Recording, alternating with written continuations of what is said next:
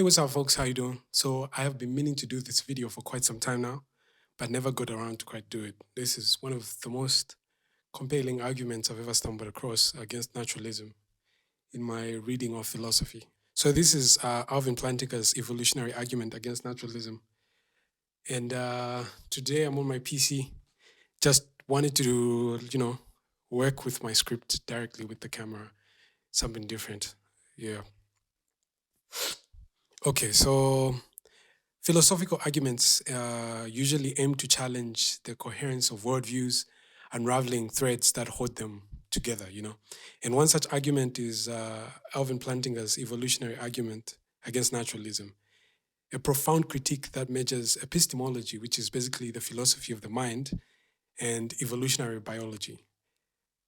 This was introduced in the 1990s and later elaborated on in his seminal work, Warrant and Proper Function, which was published somewhere around 1993. So the evolutionary argument against naturalism has captured and polarized scholars with its audacious claim that the joint acceptance of naturalism and evolution is practically self-defeating. So in this video, I want to unravel the context in which Plantinga developed this argument, explore its intricate reasoning, and examine its most robust academic critique. So to get straight into the video, Alvin Plantinga is a prominent figure in the philosophy of religion and epistemology. He developed his evolutionary argument against naturalism during a period of very hostile debates between theism and naturalism.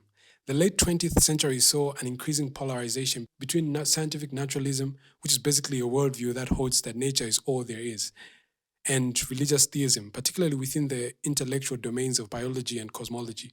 So Plantinga, a committed theist, sought to expose what he saw as an overlooked inconsistency within the naturalistic framework and how atheists seemed to pride themselves into arguing that evolution was the sucker punch into theistic belief.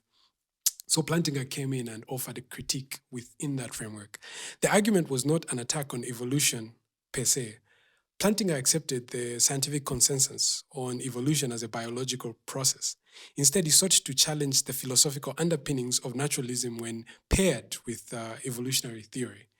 His aim was to defend theistic belief as a rational alternative, suggesting that naturalism undermines its own claim to provide a reliable pathway to truth. So basically, Plantinga's evolutionary argument against naturalism is an intricate philosophical critique built on the interplay of four key propositions. The first one being naturalism and evolutionary theory. So you see, naturalism asserts that no supernatural reality exists. All that we see is all that we see. There's just material objects, things that we can touch and see with our own two eyes, as well as perceive with our sensory organs. While evolution explains the development of life through unguided natural processes. Then the second proposition is the reliability of cognitive faculties. So you see, humans depend on their cognitive faculties, which are reason, memory, and perception, to form true beliefs about the world. Then the third proposition is evolution and these very cognitive faculties. So evolution, driven by natural selection, prioritizes survival and reproductive success over the formation of true beliefs. The only thing that evolution by natural selection is in the business of is the propagation of genes and survival of the fittest population. And then there's the fourth and final proposition that seals this argument together, which is the probability of reliability. So if naturalism and evolution are both true, the probability that our cognitive faculties are reliable is either low or inscrutable. Plantinga argues that if naturalism and evolution are accepted, humans lack a solid basis to trust their cognitive faculties. This skepticism extends to all beliefs, including the belief in naturalism and evolution itself, rendering the position self-defeating.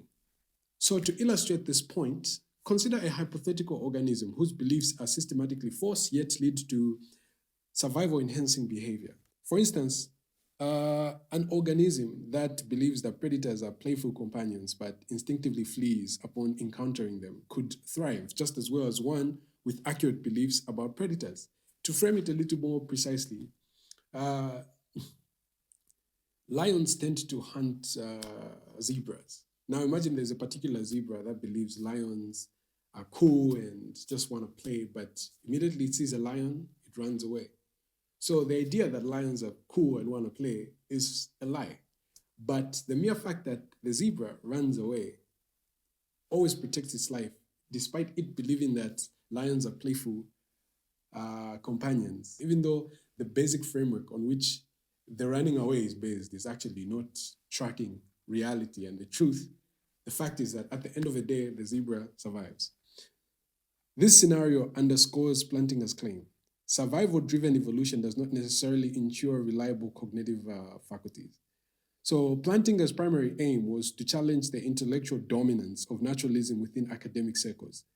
Often presented as the only rational worldview, naturalism's claim to epistemic authority was, in Plantinga's view, unexamined and overconfident.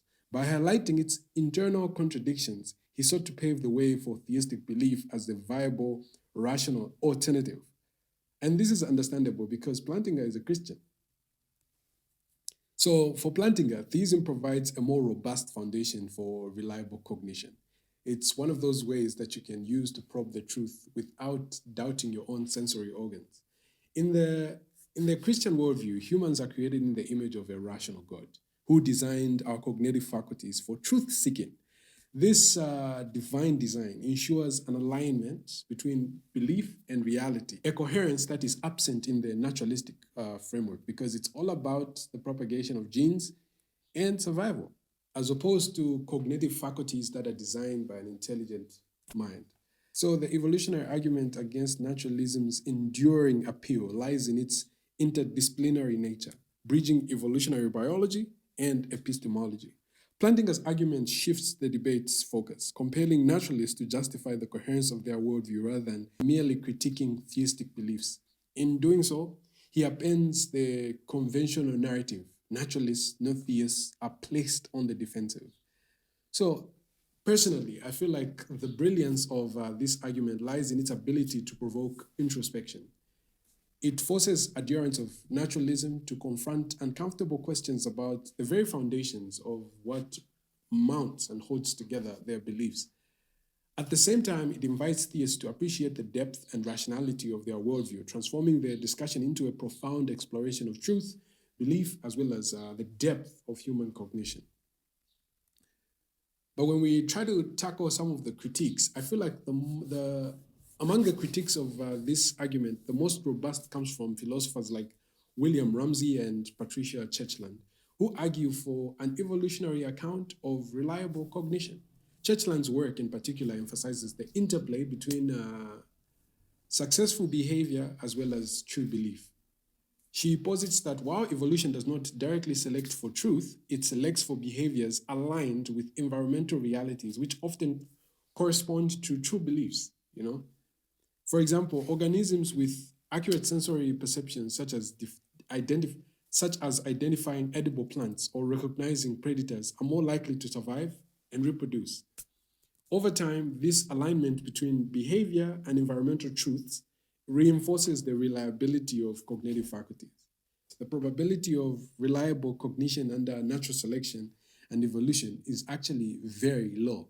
They argue that the cumulative effect of natural selection supports faculties that are generally truth-tracking. Furthermore, the evolutionary argument against naturalism's reliance on hypothetical scenarios of systematically forced yet survival-enhancing beliefs is criticized as being overly speculative and insufficiently grounded in empirical evidence. So basically, the dialogue surrounding this argument underscores the richness of contemporary philosophy. Plantinga's argument exposes significant epistemological questions that naturalists must address, whether they like it or not. At the same time, critiques like Churchland's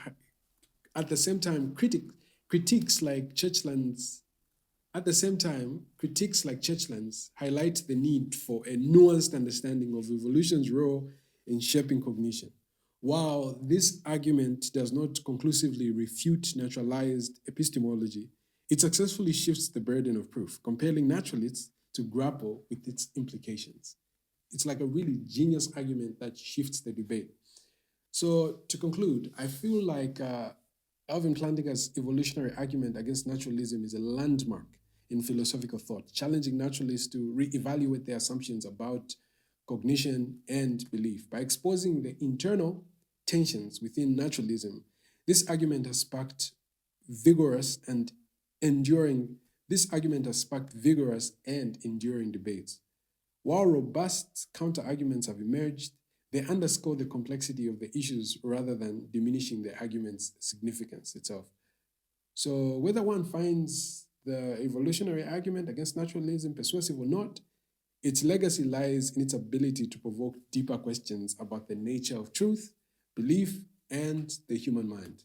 It is a testament to philosophy's enduring power to illuminate, challenge, as well as inspire. So do read this argument, look it up on your own.